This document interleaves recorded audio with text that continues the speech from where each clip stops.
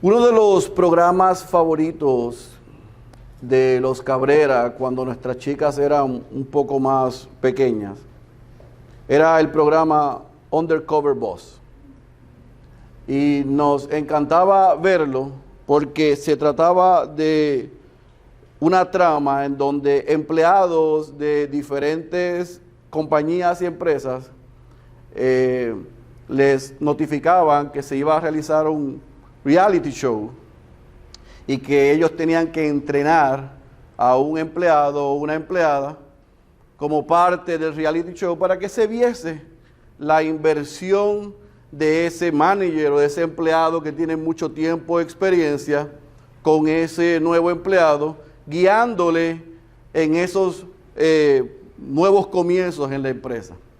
El programa lo que buscaba era que esos dueños de esas empresas que se vestían y se hacían pasar como esos nuevos empleados pudiesen conocer las realidades dentro de la empresa, pero también conocer las realidades de esos empleados. Si lo que ellos recibían en la oficina central, en el headquarter, que estaba sucediendo en esa localidad o localización, realmente era cierto. Así que la trama trata de esa interacción entre ese ejecutivo, haciéndose pasar por alguien común y corriente, obteniendo esa información, y al final, que era lo que más nos encantaba a nosotros, era ver las caras de sorpresa, de sorprendidos de esos empleados al darse cuenta que con quien estuvieron por una semana no era nada más y nada menos que el dueño o la dueña de la empresa. Y realmente el 99% de las veces la cara era de asombro y de llanto, por un lado por la sorpresa de haberle abierto su corazón a un empleado que resultó ser el dueño, pero también la sorpresa al escuchar cómo ese dueño se acercaba a ellos personalmente y suplía las necesidades que ellos tenían. ¿Sabe qué? En la trama que estamos viendo en Marcos, Jesús anda como undercover boss. El Dios encarnado se ha acercado a la humanidad y está entre ellos, pero ellos no lo pueden distinguir. Y hemos visto por las pasadas semanas cómo Jesús poco a poco comienza a dar destellos de quién es Él. Por eso te pido que vayas a tu Biblia, al Evangelio según Marcos. Vamos a leer en esta preciosa mañana del versículo 9, del capítulo 9, del versículo 2 al versículo 13, bajo el título La Transfiguración del Rey. Pero en lo que usted busca la porción, quiero recordar dónde estamos. El pastor Suso nos dijo la semana pasada que Jesús tomó a sus discípulos, los llevó a Cesarea de Filipo y allí preguntó a los discípulos: ¿quiénes dicen los hombres que soy yo? Y ellos apuntaron a profetas, a Juan el Bautista, pero Pedro, inspirado por Dios, le dice, según Marcos, tú eres el Cristo. En Mateo vemos que la expresión es más amplia, le dice, tú eres el Cristo, el Hijo del Dios, el viviente. Jesús le dice, bienaventurado, Simón, hijo de Jonás, porque lo que acabas de decir no es revelado por carne ni sangre, sino que Dios, el Espíritu, te reveló eso. Pudiésemos haber terminado la escena ahí, irnos para nuestra casa y tener la idea de que por fin entendieron. Dios le acaba de revelar a Petra, a Pedro, al líder de los apóstoles, así que por ende Él le va a explicar a ellos y todos van a entender. Sin embargo, cuando Jesús revela su identidad con ellos, entonces le comparte su propósito y le incluye que va a haber sufrimiento, que va a haber muerte y que va a haber resurrección, y el mismo que le fue revelado toma a Jesús aparte y le dice que eso no te pase. Jesús le dice, apártate de mí, Satanás, no, como muy bien dijo el pastor Suso, no señalando que Pedro es Satanás, sino que Jesús estaba viendo la influencia de Satanás para que no se cumpliera el propósito para el que él había venido. Y luego de eso, entonces Jesús impone una responsabilidad en aquellos discípulos y en usted y en mí del costo de seguir a Jesús. Si Él va a sufrir, nosotros vamos a sufrir. No como Él, pero vamos a sufrir. ¿Está conmigo? Y ahí el pastor Suso nos dejó la mesa servida para ver lo que vamos a leer y desempacar esta mañana. Marcos capítulo 9, versículos 2 al versículo 13. Si están ahí me dicen amén. Dice la santa y poderosa palabra de nuestro Señor. 6 días después, Jesús tomó consigo a Pedro, a Jacobo y a Juan, y los llevó aparte, solos, a un monte alto, y se transfiguró delante de ellos, y sus vestiduras se volvieron resplandecientes, muy blancas, tal como ningún lavandero sobre la tierra las puede emblanquecer. Y se les apareció Elías junto con Moisés, y estaban hablando con Jesús. Entonces Pedro, por supuesto, interviniendo, dijo a Jesús: Rabí, maestro, bueno es estarnos aquí. Hagamos 3 enramadas, una para ti, una para Moisés y otra para Elías. Porque él, subraya esto, no sabía qué decir, pues estaban aterrados. Entonces se formó una nube cubriéndolos, y una voz salió de la nube: este es mi Hijo amado. Circula esta expresión: a él oíd. Y enseguida miraron en derredor, pero ya no vieron a nadie con ellos, sino a Jesús solo. Cuando bajaban del monte, les ordenó que no contaran a nadie lo que habían visto, hasta que el Hijo del Hombre resucitara de entre los muertos. Y se guardaron para sí lo dicho, discutiendo entre sí qué significaría resucitar de entre los muertos. Y le preguntaron diciendo: ¿por qué dicen los escribas que Elías debe venir primero? Y él les dijo: es cierto que Elías, al venir primero, restaurará todas las cosas. Y sin embargo, como está escrito del Hijo del Hombre, que padezca y sea despreciado. Pero yo os digo que Elías ya ha venido, y le hicieron cuanto quisieron, tal como está escrito de él. Vamos a orar. Padre, asiste al predicador, y que tu espíritu pueda predicar un mejor sermón del que él es capaz en los corazones de esta tu iglesia. Háblanos, Señor. Estamos listos. En el nombre poderoso de Jesús. Amén, amén y amén.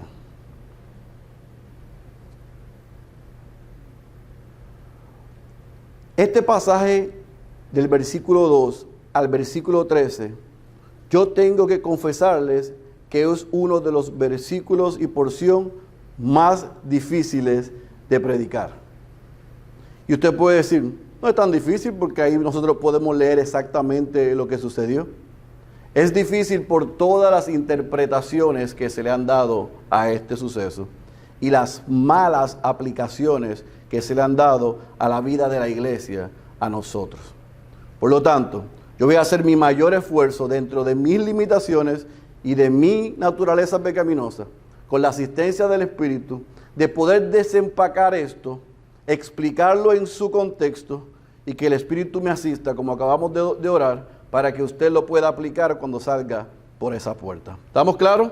Lo primero que debemos entender es cuándo y por qué sucede lo que acabamos de leer. ¿Cuándo y por qué sucede lo que acabamos de leer? Bueno, Marcos en el versículo 2 nos dice que sucede una semana después de que Jesús reunió a los discípulos en Cesarea de Filipo, y Pedro, inspirado por Dios, declara: tú eres el Cristo. Una semana después de que Jesús anuncia sus padecimientos, sus sufrimientos, su muerte y su resurrección, una semana después de que Jesús le dice a ellos cuál es el costo de seguirle y lo que implicaba ser un discípulo. Ahora, es interesante que en ese encuentro en Cesarea de Filipo, antes de que Jesús los lleva a este monte, a 3 de sus discípulos, ellos, inspirados por Dios, escucharon que Jesús era el Mesías prometido, el que el Antiguo Testamento señalaba que iba a venir. Ellos lo escucharon, pero no lo entendieron. Pues seguido a eso, una semana después, Jesús toma a sus 3 mayores líderes de ese grupo de 12 y los lleva a un monte. Y en ese monte lo que Jesús hace es un acto de confirmación, una afirmación de la declaración que Pedro dijo inspirado por Dios. Es un acto de confirmación de que Él es el Cristo, el Mesías, el Hijo de Dios.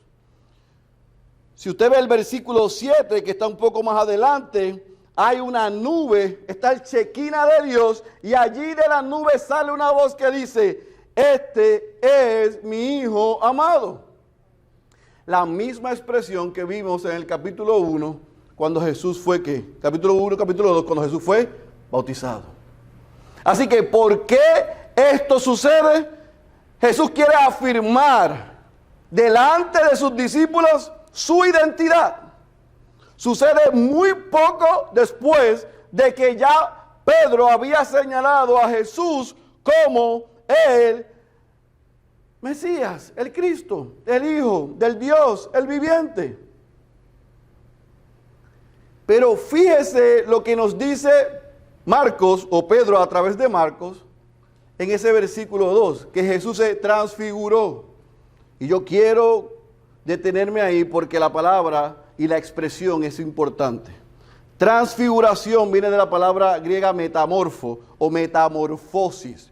Transfiguración viene de la palabra griega metamorfo o metamorfosis, que significa cambio de forma.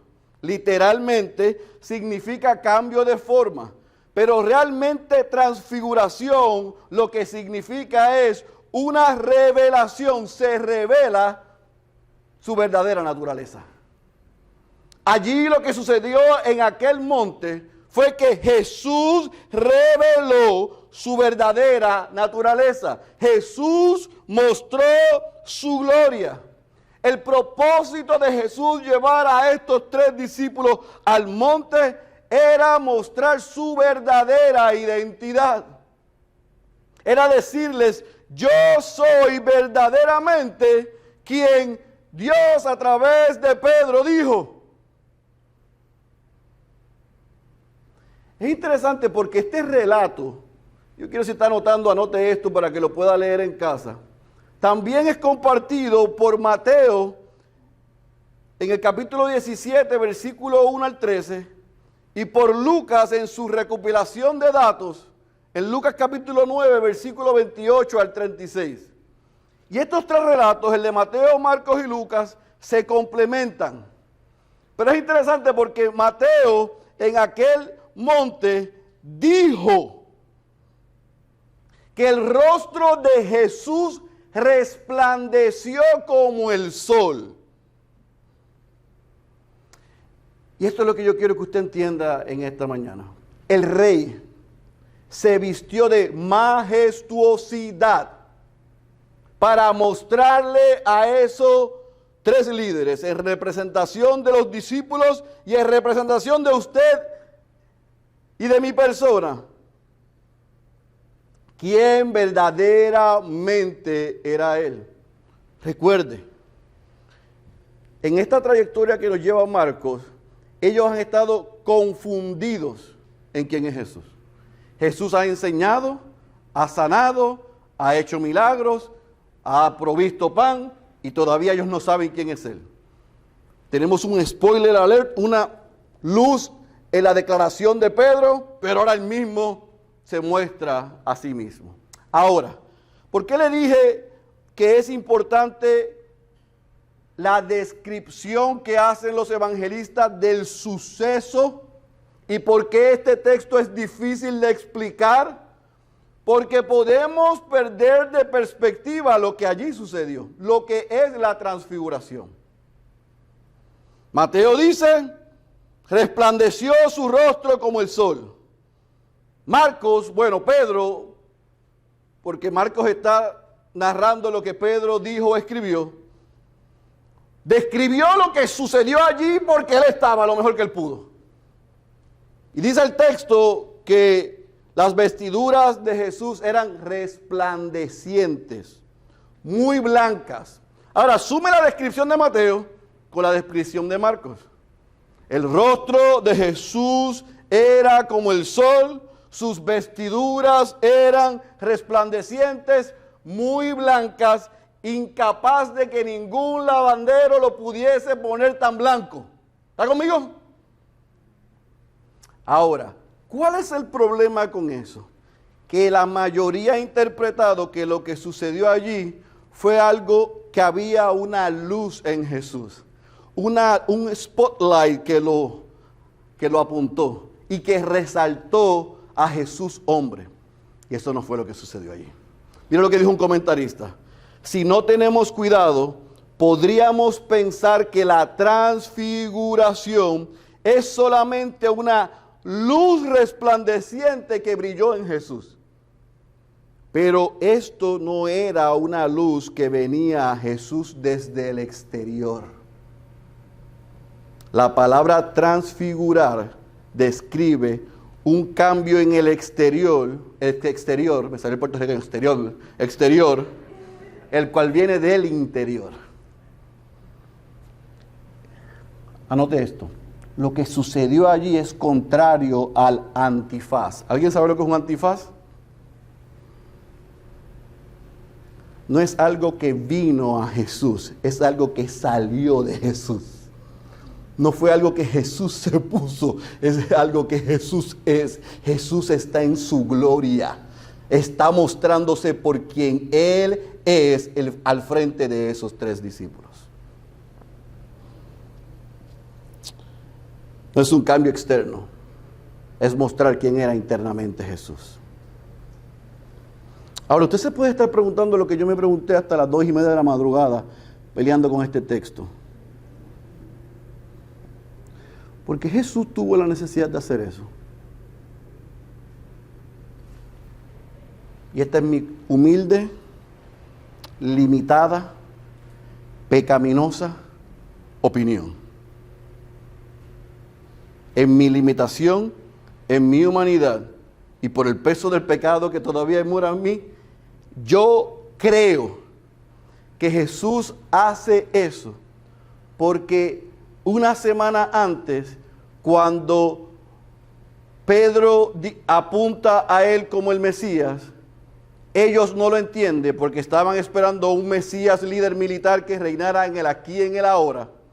Y cuando Jesús dice, eso que tú acabas de decir es revelado por Dios, en vez de traer ánimo en ellos, trajo ¿qué? Desánimo, porque ese mismo que es el Mesías, anunciado y esperado, ahora no va a reinar en el aquí y en el ahora, según su interpretación judía, sino que Él nos dice posteriormente que va a sufrir, lo van a matar y al tercer día va a resucitar.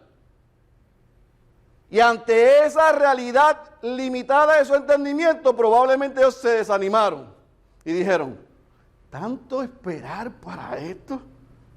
Este hombre viene y hace todo esto y ahora que va a sufrir, lo van a matar y que al tercer día va a resucitar. Yo creo que Jesús quería aclararle a ellos, si no han entendido esto, se están perdiendo toda la foto. Porque esto es parte del proceso para cumplir lo que el Padre me ha enviado, pero yo voy a reinar por siempre. Porque yo soy el Dios encarnado. Y ahí se les muestra. Yo soy el Dios encarnado. Déjenme darle a ustedes una inyección de confianza en quien yo soy. Ya que ustedes tienen duda. Ahora, nosotros vemos en el relato que lamentablemente no fue así. Por lo menos momentáneamente. Ahora, fíjese que vemos cuándo sucedió, vemos por qué sucedió, definimos qué es la transfiguración, exactamente qué es lo que sucede en el monte, pero no hemos dicho los participantes de ese acontecimiento en aquel monte. Y es interesante porque los 3 evangelistas señalan que en aquel monte estaba Jesús con Pedro, con Jacobo, Santiago y Juan, los hijos del trueno, pero también hizo aparición el Padre y el Espíritu Santo. O sea, allí estaban los tres mosqueteros y la Trinidad. Allí hubo una teofanía por segunda vez. Dios se hizo presente, Jesús estaba allí y el Espíritu Santo se hizo presente. Ahora, falta alguien. Dicen los evangelistas que aparecen Elías y Moisés. Sus tres principales líderes están allí. La Trinidad se hace presente y aparecen Elías y Moisés. ¿Está conmigo? Esa es la escena en el monte. Todo ese corillo estaba allí. La pregunta que nos podemos hacer es, ¿por qué Elías y Moisés estaban allí? ¿Por qué el Dios Padre y Dios Espíritu Santo ven necesario estar allí? Si la trama trata sobre Jesús, ¿por qué todos ellos estaban ahí? Bueno, primero expliquemos por qué estaba Elías y Moisés allí. Número uno, porque ellos nos ayudan a nosotros a reafirmar que el Antiguo Testamento apuntaba y se dirigía a la figura de Jesús. ¿Y cómo usted sabe eso? Porque Moisés representaba la ley y Elías los profetas. Y la ley y los profetas hablaban y apuntaban sobre el Dios encarnado que es Jesús. Ciertamente había unas similitudes entre Moisés, Elías y lo que iba a suceder con Jesús. Ninguno de los dos se encontró una tumba conocida. Ambos tuvieron ayunos de 40 días. Ambos en momentos dados en su vida y ministerio experimentaron la gloria de Dios en un monte. Moisés en el monte Sinaí, lo vemos en Éxodo capítulo 24, versículo 15 y 16. Elías en el monte Horeb, Primera de Reyes capítulo 19. Pero en síntesis, Elías y Moisés estaban allí para confirmarle a los apóstoles, y yo quisiese que a nosotros, si lo podemos entender, que todo se trata de Jesús. La ley apunta a Jesús y los profetas apuntaban a Jesús. La ley y los profetas apuntaban al Cristo, al Hijo del Dios el viviente.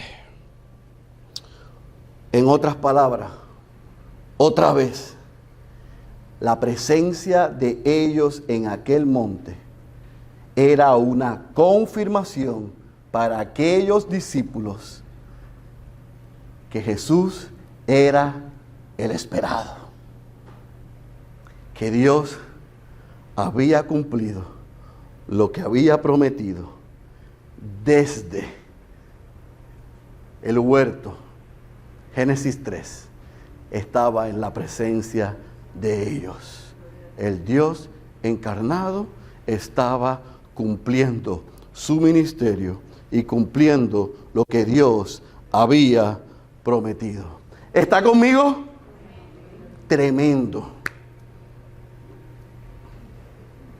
Qué bueno que están conmigo. Porque los discípulos no entendieron ni papa. Nada. Ay, pastor, pero usted es medio pesimista. No yo, ellos. Vaya conmigo al versículo 5.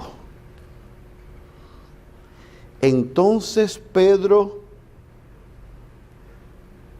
Yo sé que aquí hay una generación que no tuvo el deleite de ver el Chavo del Ocho. Pero Pedro era lo que diría don Ramón. Tenía que ser el Chavo del Ocho. Tenía que ser Pedro. Pero usted no se pregunta por qué no fue Juan. ¿Por qué Jacobo no habló? No, fue Pedro interviniendo. dice a Jesús, Rabí, maestro. Miren su brillante conclusión de lo que sus ojos están viendo. Hagamos 3 enramadas, una para ti, otra para Elías y otra para Moisés. Ahora, ¿por qué dice eso? Marcos no lo dice. Porque el mismo Pedro le dijo a Marcos, porque yo estaba aterrado con lo que estaba viendo. Fíjese que el versículo 5 nos dice que ellos estaban, versículo 4 parte baja dice que ellos estaban hablando con Jesús. O sea, Elías y Moisés se aparecen y están hablando con Jesús. Mateo y Lucas nos dicen de lo que estaban hablando. Estaban hablando de lo que Jesús ya le había anunciado, de sus padecimientos, de su muerte y de su resurrección. Otra vez hay una confirmación de lo que Jesús le había dicho. Pedro está viendo y escuchando esto y mire en su humana perspectiva y limitación. Vamos a ser justos con el hombre. Se le ocurre la brillante idea de que hagamos 3 cobertizos. Vamos a poner una caseta de campaña aquí y vamos a quedarnos aquí todos. Esto está tan bueno que yo no quiero que esto se acabe. En lo que probablemente esté Primera de Félix capítulo 1, versículo 2. En lo que yo entiendo e interpreto lo que está sucediendo aquí. Que no se vaya nadie. Ahora, mientras Pedro está diciendo eso, el versículo 7 nos dice, yo me imagino a Pedro, si le está contando esto a Marcos, se debe sentir como cuando yo le cuento las historias a mis hijas de lo que yo no debía haber hecho cuando era joven. Y Adriana me mira y me dice, ¿de verdad que tú dijiste eso? ¿De verdad que, papi, que tú hiciste eso? Así Pedro se debe haber sentido con Marcos narrando esto. Yo le digo eso. Vamos a hacer 3 tipos de enramadas. Y la enramada se usaba en la fiesta de los tabernáculos. Había algunas cosas que se pudiesen justificar para que Pedro dijera eso. Anyway, si hubiera tenido valor, Jesús le hubiera hecho caso. Pero el versículo 7 lo que nos dice es que entonces se formó una nube cubriéndolos y una voz salió de la nube diciendo, este es mi Hijo amado. ¿Qué dice? A él oíd. Y ahí está la clave de esto. Es el clímax de este encuentro. Moisés, representando la ley, apuntaba a Jesús. Elías, apuntando a los profetas, lo que dijeron de parte de Dios y delante de Dios sobre Jesús. El Padre entonces lo afirma. Ese que está ahí es mi Hijo amado, y lo que les ha dicho hasta ahora que ustedes no quieren escuchar, escúchenlo.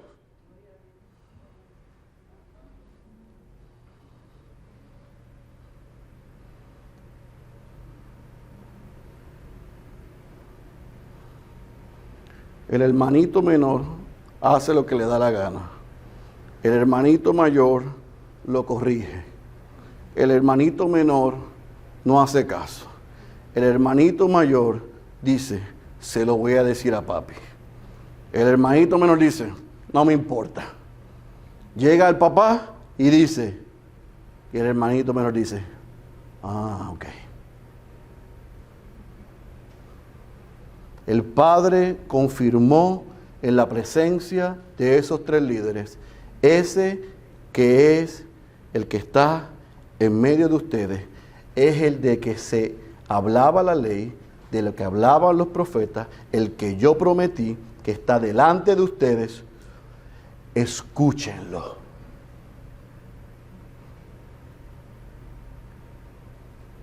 La nube, el Shekinah, una y otra vez en el Antiguo Testamento se muestra como evidencia de la presencia y la gloria de Dios. Allí el Padre habla, apuntando al Hijo por el poder del Espíritu, exaltándolo y señalándolo. Este es la promesa delante de sus ojos. Él es el Salvador del mundo. Él es el que vino a vivir la vida que ustedes no han podido vivir. Recibirá la muerte que ustedes merecen. Y como Él les dijo, al tercer día yo aceptaré, veré con buenos ojos ese sacrificio y lo levantaré de entre los muertos para que ustedes tengan salvación y vida eterna. Escúchenlo. Eso fue lo que pasó allí. Ahora, yo no sé usted, pero si yo escucho eso, yo hubiera caído de rodillas. Yo viendo esa escena, hubiera caído de rodillas. Pero Lucas dice que en el interín unos se quedaron dormidos.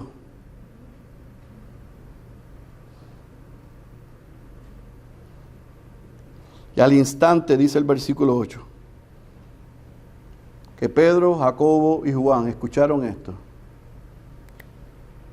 Todo desapareció y Jesús quedó solo. Una pregunta.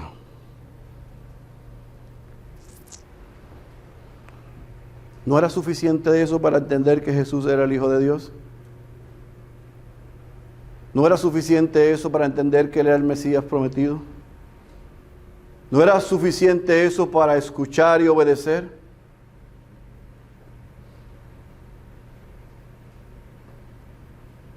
Se supone que sí, pero la respuesta es no. Mira lo que dice, lo que sucede después que Jesús es apuntado por el Padre como su Hijo y le da las instrucciones a los discípulos de que lo escuchen. Jesús les dice a ellos, no le digan a nadie hasta la resurrección. O sea, hasta que suceda lo que se ha prometido y advertido públicamente. ¿Y qué dijeron ellos? Dice el versículo 10, que se guardaron para sí lo dicho, pero hay una coma. Después de que estuvieron ahí, vieron eso y recibieron las instrucciones, comenzaron a discutir entre ellos tres qué habrá querido Jesús decir con la resurrección de los muertos. Los judíos tenían una idea de la resurrección de los muertos, pero Jesús les acaba de decir que lo que acaban de ver no lo podían anunciar hasta la resurrección de los muertos. Y ellos comenzaron a discutir otra vez confundidos qué es lo que habrá querido decir Jesús. Y le preguntan en el versículo 11, pareciese una pregunta as random, fuera de lugar, pero tiene sentido. Les dice en el versículo 11, ¿por qué dicen los escribas que Elías debe venir primero? Vaya a Malaquías capítulo 4, versículos 5 y 6. Un momento. Malaquías capítulo 4, versículos 5 y versículo 6.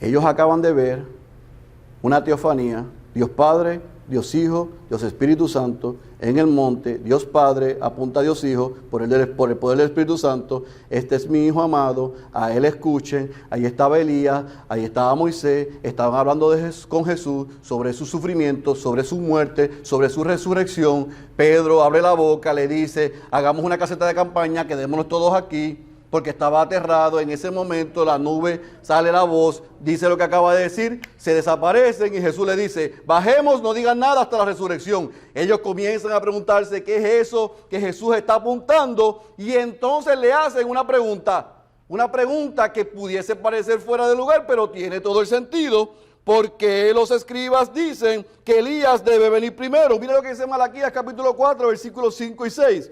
He aquí yo os envío al profeta Elías antes que venga el día del Señor, día grande y terrible. Él hará volver el corazón de los padres hacia los hijos y el corazón de los hijos hacia los padres, no sea que venga yo y hiera la tierra con maldición. En otras palabras, los discípulos, los judíos, estaban conscientes de que antes de la llegada del Mesías vendría Elías a preparar el camino. Esta es la primera venida. Jesús estaba hablando de un segundo regreso más adelante. En el interín ellos están perdidos. ¿Pero por qué están perdidos? ¿Alguien sabe? Porque acaban de ver a Elías en el monte. Y se están preguntando, la profecía decía que Elías iba a venir, pero lo acabamos de ver y se desapareció. Y ahora el Padre dice que tú eres su Hijo amado. Ahorita dijiste que eras el Cristo, pero no se suponía que Elías vendría a preparar el camino.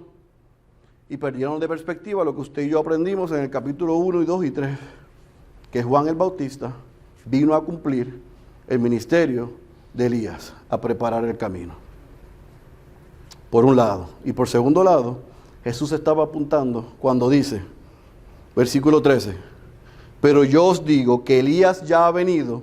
O sea, Juan el Bautista cumple con ese prototipo y figura de Elías. Y le hicieron cuanto quisieron, tal como está escrito de él. O sea, Elías sufrió, Juan el Bautista sufrió, y yo les estoy diciendo que yo sufriré. No es tanto que entiendan qué viene antes o qué viene después, es que entiendan a lo que yo he venido. Y aquellos precursores que apuntaron a mí han sufrido, yo también sufriré. Y como les dije ahorita, ustedes también sufrirán por mi causa. ¿Están conmigo? En síntesis, eso es lo que está pasando ahí. Ellos estaban realmente confundidos. Pero ¿sabe por qué se confundieron? Porque no prestaron atención, como usted y yo hacemos, a lo que el Padre dijo. Este es mi Hijo amado, a él oíd. ¿Qué hicieron ellos? ¿Por qué los escribas dijeron que Elías venía antes? Nuevamente se perdieron.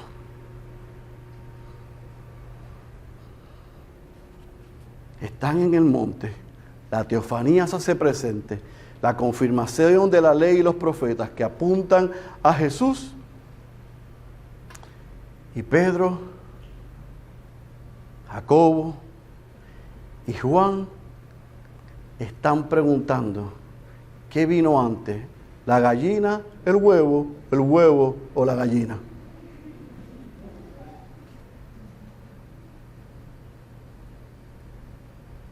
Incomprensible, ¿verdad? Incomprensible para nosotros que esos tres individuos en aquel monte, viendo ese momento histórico, hayan perdido las instrucciones de Dios. El problema es que usted y yo somos iguales a ellos. Ese es el problema.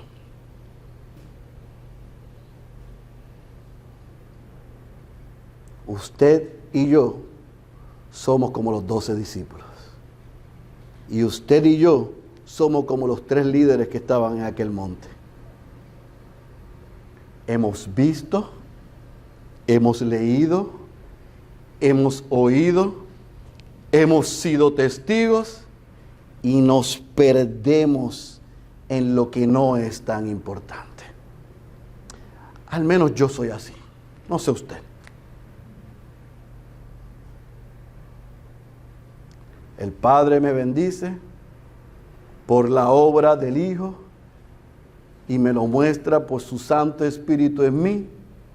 Y yo disfruto de eso y en vez de vivir escuchando su voz a través de su palabra, me pierdo en los detalles de la vida.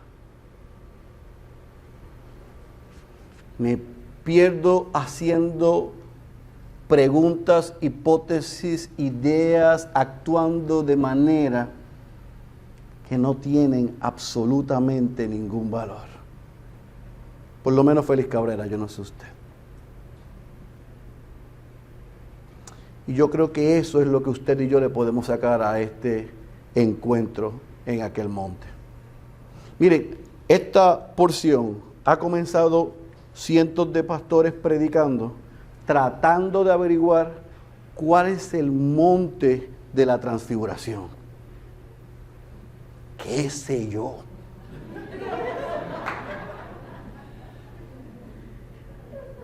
Si yo estoy aquí 20 minutos tratando de hacer una exégesis de cuál era el monte en que esto sucedió, ¿cómo yo aplico eso a mi vida? ¿Tiene valor importante? Claro que sí. Pero no es tan importante como lo que sucedió en ese monte. No es tan importante como el protagonista principal en ese monte y los protagonistas que estuvieron allí en ese monte. No es tan importante como las instrucciones que se dio en aquel monte. Y no es tan importante con la acción que podemos aprender de aquellos discípulos. Eso es lo que yo estoy tratando de apuntar. ¿Qué le sacamos nosotros a esto? Bueno, hay muchas cosas que podemos aprender. Estos hombres,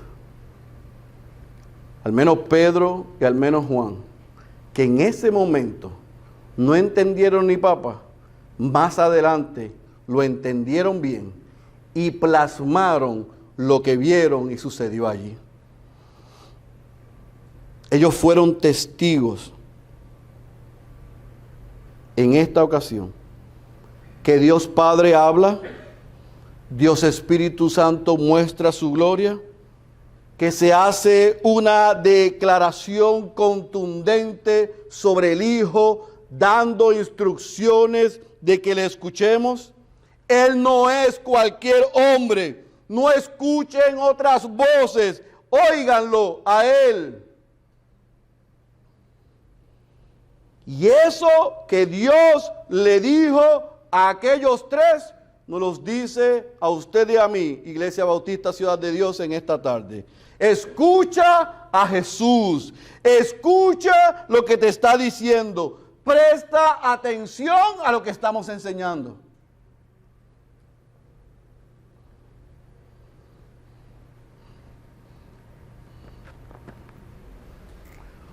Porque la Biblia se trata de Jesús, no de usted y de yo. Yo no me acerco a la palabra para que me hable de quién soy yo.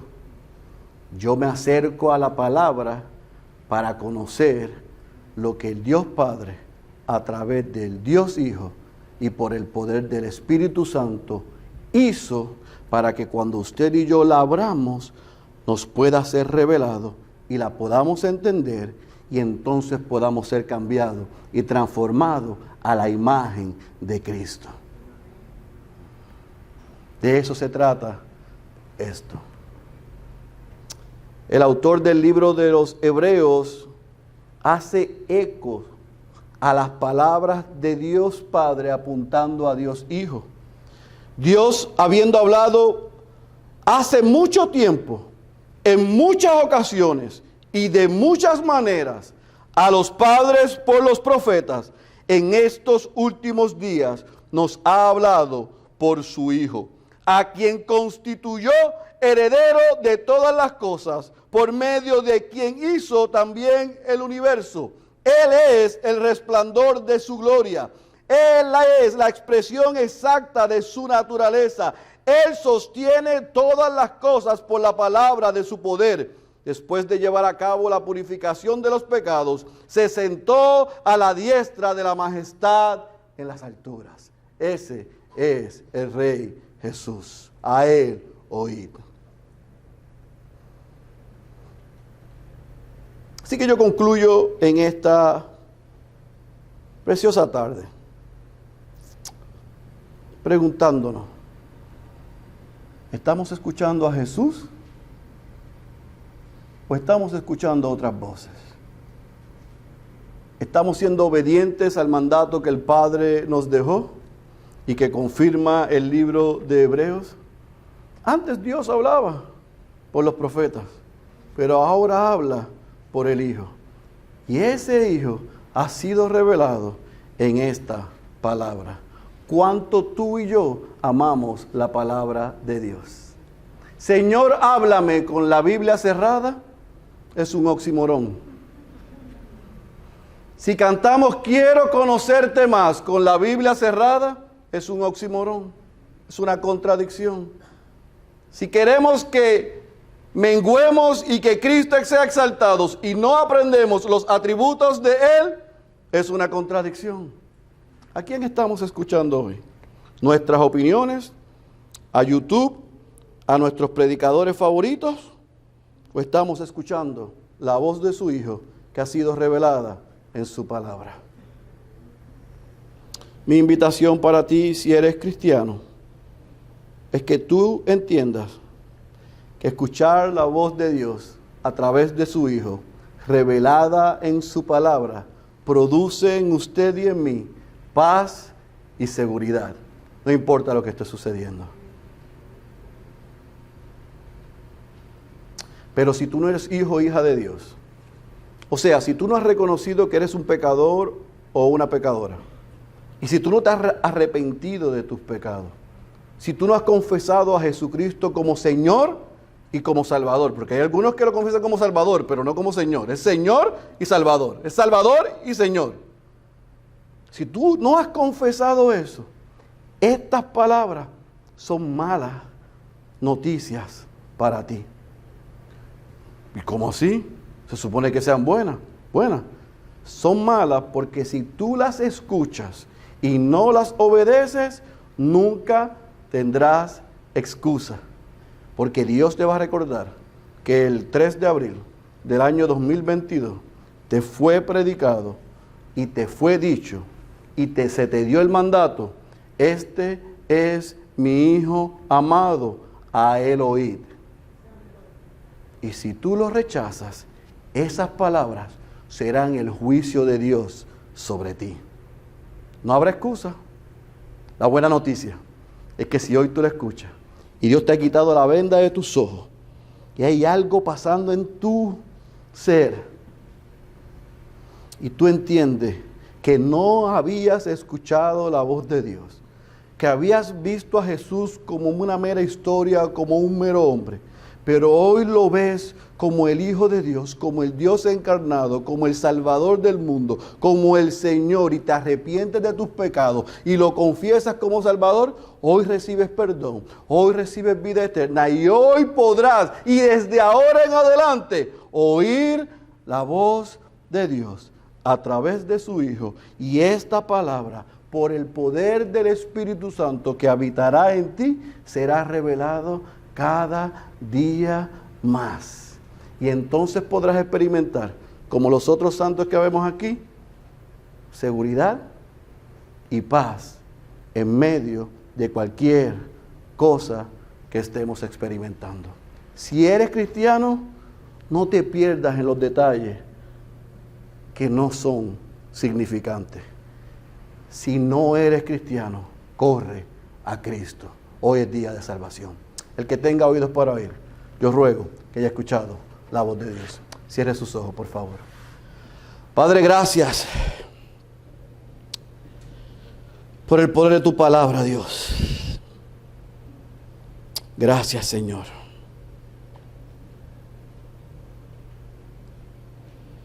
Porque es una gran responsabilidad pararse delante de tu pueblo y abrir el texto y exponerlo tratando de ser fiel a lo que tú has dicho, sin quitar y sin añadir nada.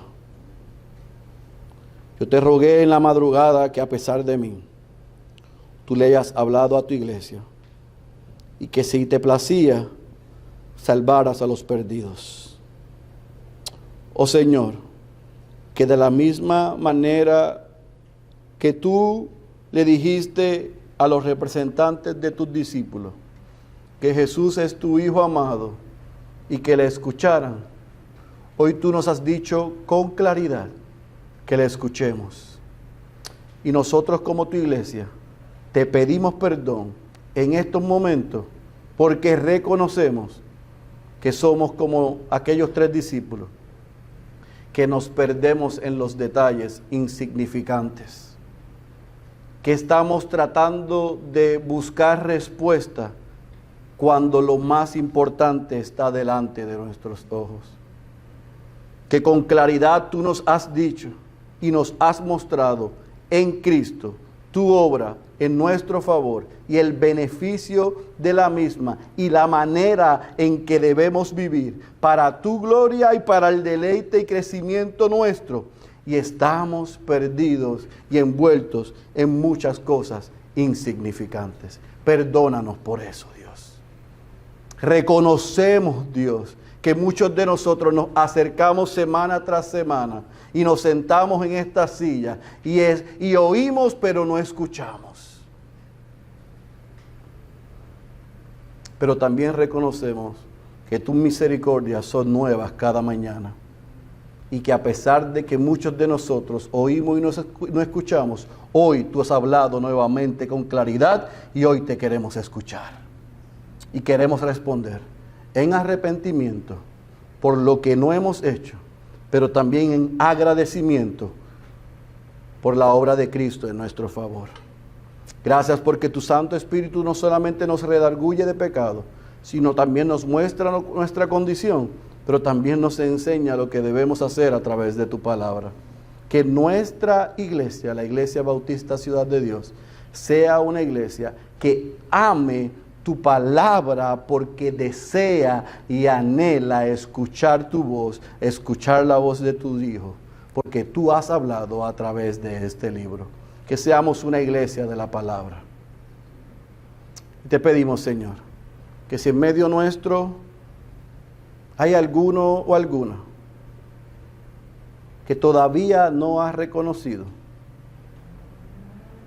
a Jesús como tu Hijo amado, a Jesús como el Cristo, a Jesús como el Salvador, a Jesús como el Señor, hoy tú le hayas quitado la venda de sus ojos, le hayas hecho una radiografía de su ser y le hayas mostrado su condición de pecado, pero también la luz del Evangelio, que hay salvación y hay vida eterna si ellos se arrepienten y ponen su fe y confiesan a Jesús como Señor y Salvador.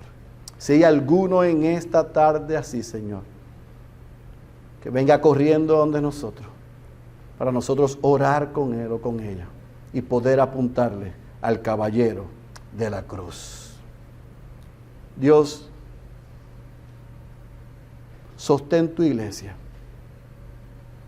Dios, salva a los perdidos. Esa es nuestra oración en el nombre de Jesús. Amén, amén y amén.